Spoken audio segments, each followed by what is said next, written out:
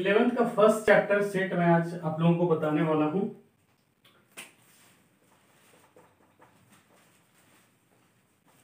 जो भी बच्चे 11th में आए होंगे, जो 10th से पास करके 11 में, अभी तो कोरोना काल चल रहा है तो आप लोग बहुत ज़्यादा तो पढ़ाई किए नहीं। बहुत सारा रीज़न इसका हो सकता है कि इंस्टीट्यूशन की व्यवस्था नहीं है, स्कूल आप नहीं जाते हैं, कोई कोचिंग नहीं जा रहे हैं, तो आप सेट्स नहीं पढ़े होंगे, या बहुत सारा ऐसे चैप्टर है जो आप नहीं पढ़े होंगे। तो मैं फर्स्ट चैप्टर से आपको स्टार्ट करने जा रहा हूँ आज से। अब निरंतर आप मेरे वीडियो को देखिए, आपको chapter by chapter her chapter में पढ़ाने वाला हूँ। उसका जो इंपॉर्टेंट क्वेश्चन होता है एनसीईआरटी का, खास करके मिसलेनियस जो टफ होता है, जेईई में भी उससे क्वेश्चन पूछता है, वैसे क्वेश्चन मैं कराऊंगा, ठीक है। और आप अपने माता पिता का ख्याल जरूर रखिएगा, और आप अगर मेरा वीडियो अच्छा लगता है तो आप उसको लाइक कीजिए। मेरा ही नहीं, किसी का भी वीडियो अगर आपको अच्छा लगता है यूट्यूब पे तो आप उसको भी लाइक कीजिएगा। और देखिए आगे, सबसे पहले मैं सेट आज आपको पढ़ाने जा रहा हूँ, ठीक है ना। तो सबसे पहले आपके लिए जो बच्चे क्लास 10 से 11th में आते हैं उनके लिए सेट एकदम बिल्कुल नया चीज होता है। सेट के बारे में वो कुछ नहीं पहले से पढ़े होते। सीबीएसई वालों के लिए, आईसीएसई बोर्ड में सेट पहले 7 या 8 क्लास में पढ़ लेता हम लोग, लेकिन जो सीबीएसई बच्चे होते हैं सीबीएसई बोर्ड के, उनको नहीं मालूम होता है कि सेट क्या होता है। तो firstly you should know about the definition of the set. Set का डेफिनेशन क्या होता है ये समझिए। The collection of well defined object, the collection of well defined object is known as set। यहां पे आप देखिए इसका डेफिनेशन क्या होता है सेट का। The collection of well defined object is known as set, यानी कि सेट जो होता है कलेक्शन होता है ना, collection of well defined object. Collection का मतलब आप समझते हैं, सबको एक जगह कलेक्ट करना। वेल डिफाइंड, ये जो वर्ड है भाई, ये वेल डिफाइंड का मतलब आपको थोड़ा सा प्रॉब्लम करेगा। वेल डिफाइंड का मतलब क्या होता है ये समझिए। वेल डिफाइंड, वेल डिफाइंड का मतलब ये होता है जिसको हम लोग अच्छे से डिफाइन कर सकते हैं ना। फॉर एग्जाम्पल अगर हम बोलते हैं, एग्जाम्पल लेते हैं कि who is the best player of cricketer, तो जो ये वर्ड है ना बेस्ट, बेस्ट प्लेयर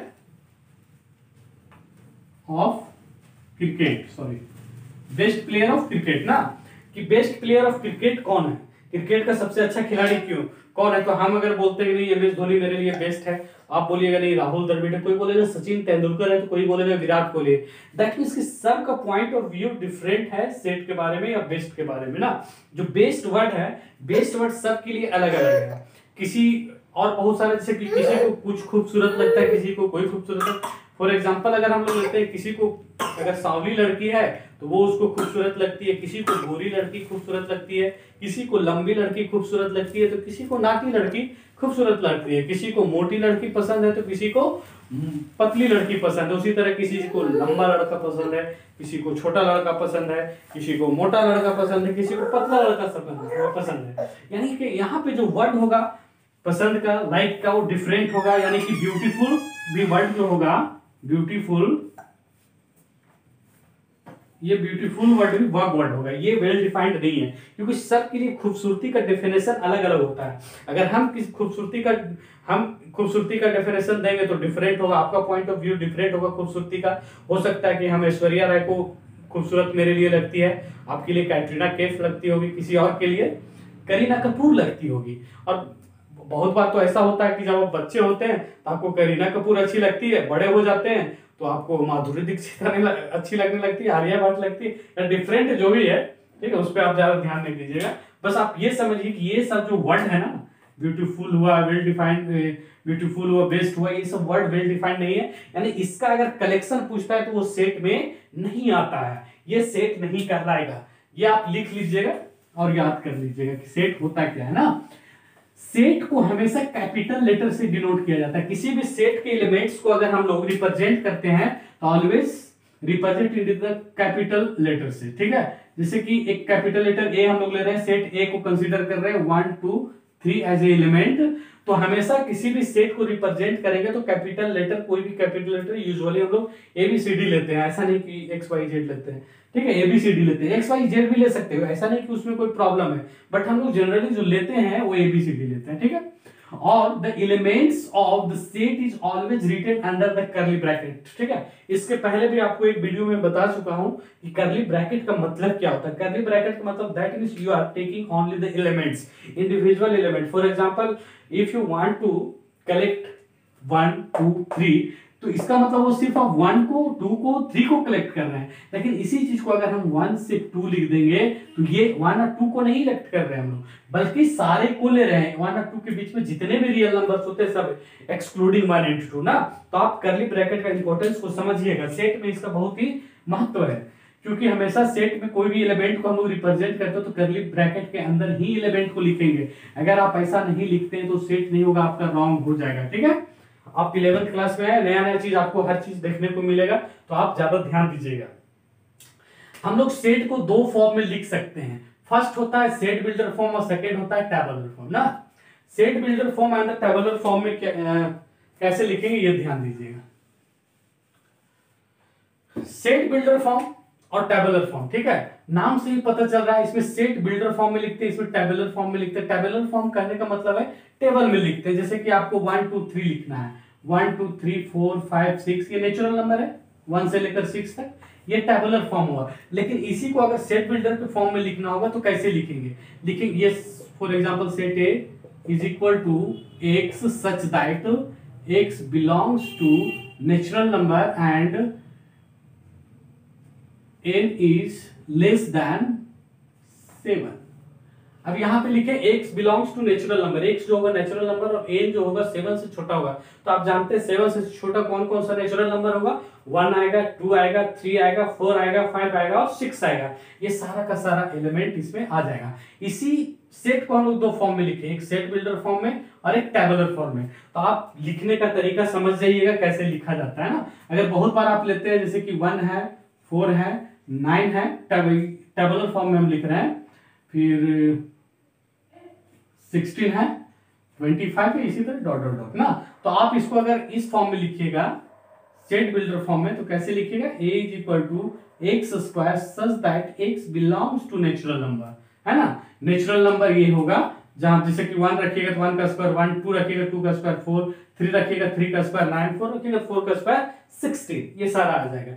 ये आएगा आपका सेट बिल्डर फॉर्म और ये आएगा आपका टेबुलर फॉर्म, आप इसको याद रखिएगा।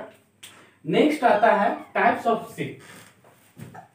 सेट के कितने टाइप्स होते हैं, 11th के बच्चे आप लोग, सब कुछ आपके लिए नया नया होता है, तो आप ज्यादा ध्यान देके इसको पढ़िएगा। बुक जरूर खरीद लीजिएगा, एनसीईआरटी आपके लिए बेस्ट बुक है, और अगर आप चाहे तो RS अग्रवाल को भी आप प्रेफर कर सकते हैं ना। अब नेक्स्ट जो होता है सेट का टाइप होता है, पहला होता है फाइनाइट सेट, दूसरा होता है इनफाइनाइट, थर्ड होता है null set, equal set, equivalent set,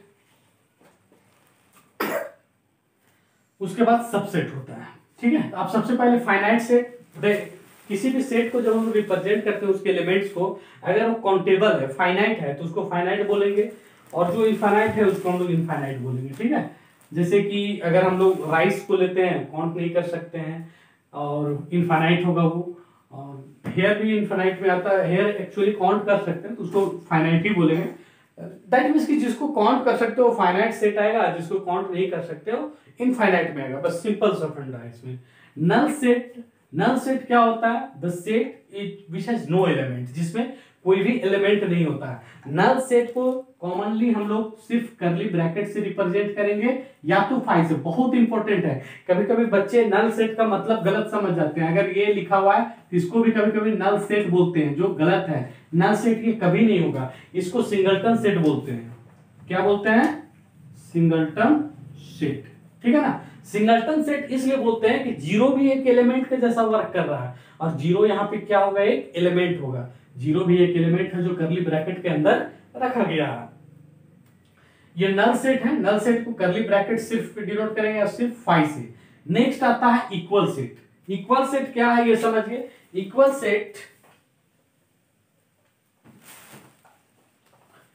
दो सेट का नंबर ऑफ, इसमें इक्वल सेट में क्या होना चाहिए कि एलिमेंट भी सेम होना चाहिए, element is also same and number of element भी, और एलिमेंट अगर सेम होगा तो number of element obviously same ही होगा। जैसे सेट ए में लिख रहे हैं 1 2 3 और सेट बी में फॉर एग्जांपल लिख रहे हैं 2 3 1, तो ये दोनों क्या कहलाएगा, इक्वल सेट आएगा। इक्वल सेट और इक्विवेलेंट सेट में ये दोनों में क्या डिफरेंसेस है ये समझिए। अगर हम लोग सी ले रहे हैं तो ए बी सी, अगर इसमें कोई एलिमेंट है तो ये जो होगा सी वो बी के भी इक्विवेलेंस होगा और ए के भी इक्विवेलेंस होगा। इक्विवेलेंस सेट में सिर्फ हम लोग नंबर ऑफ एलिमेंट को देखते हैं, number of element in set A should be equal to number of element in set B। अगर सेट A का number of element set B के नंबर ऑफ एलिमेंट के इक्वल हो जाता है वो क्या कहलाएगा, इक्विवेलेंट सेट। लेकिन इक्वल सेट, इक्वल सेट क्या होता है, इक्वल सेट में नंबर ऑफ एलिमेंट तो सेम होना ही चाहिए, साथ साथ में जितना भी एलिमेंट है वो भी सेम होना चाहिए।